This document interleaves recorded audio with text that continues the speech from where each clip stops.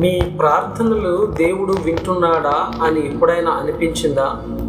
మన హృదయం నిండుగా ప్రార్థించినప్పటికీ కొన్నిసార్లు సమాధానం రాకపోతే నిరాశ కలుగుతుంది.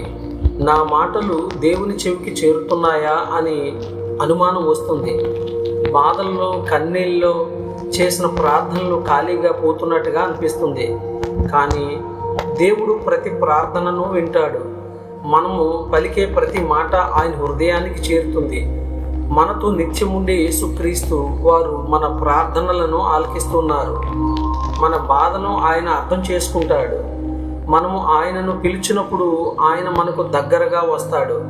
అందుకే మనము నమ్మకంతో ఆయనను ప్రేమిస్తూ ప్రార్థించాలి.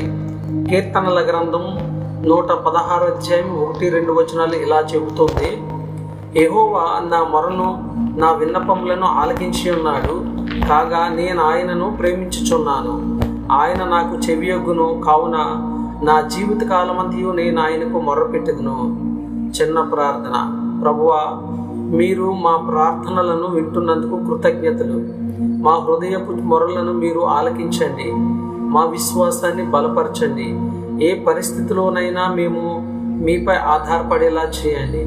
మా జీవిత కాలమంతా మిమ్మల్ని ప్రేమిస్తూ ప్రార్థించే హృదయం ఇవ్వండి. యేసు నామములో ప్రార్థన అడుగుచున్నాం తండ్రి, ఆమెన్. మీరు కూడా దేవుడు నా ప్రార్థన వింటాడు అని నమ్మితే ఆమెన్ అని కామెంట్ చేయండి. ఇంకా ఇలాంటి ఆత్మీయ సందేశాల కోసం సబ్స్క్రైబ్ చేయండి. God bless you.